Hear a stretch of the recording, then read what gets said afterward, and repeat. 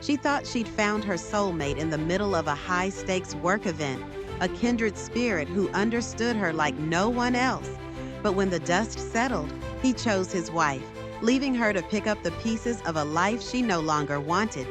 This is the story of a love that burned too fast and left her with nothing but ashes.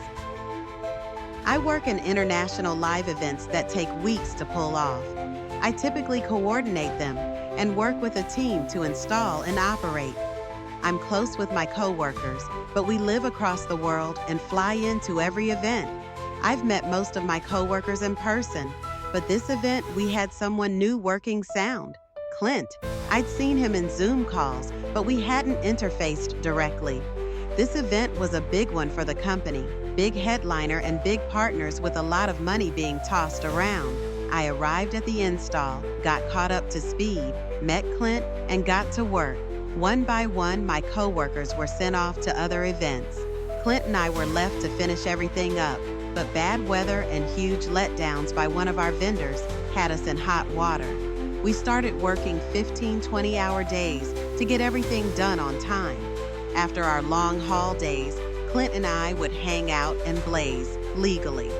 We had a lot in common, and were vibing like neither of us felt before. We were both married, unhappily. His wife had a bunch of medical problems and was really good at spending money and never leaving school. My husband had turned into an angry person, had built up a pile of debt, and was not putting anything into the relationship.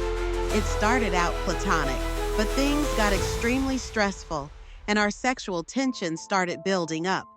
The lack of sleep, stress, and my lower tolerance for cannabis left me questioning everything about my life. We both felt like the other person was an extension of ourselves. We were kindred spirits. Slowly, Clint started making moves, and suddenly dinners were turning into dates, and we were hanging out in each other's hotel rooms. We crossed many lines, but right as we crossed the final line, my brain kicked back in and we decided to take care of our lives before going further. Over the last few days of the event, Clint and I continued to be close. We made plans to leave our spouses, sell our houses, and travel together.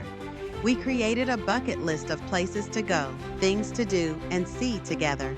We even talked about eventually building a little cabin.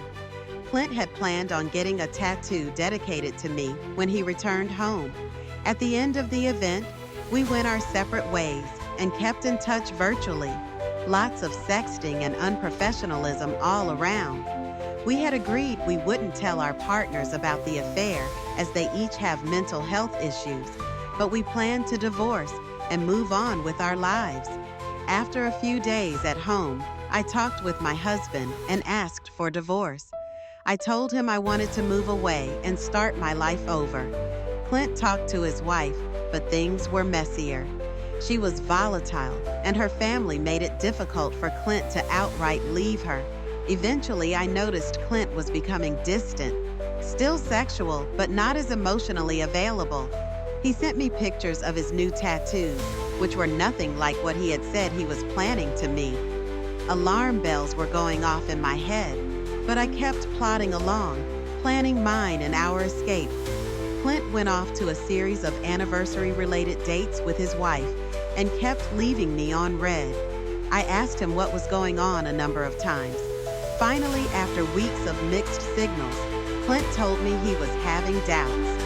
We video chatted during work, and he told me he owed it to his wife to try and make things work.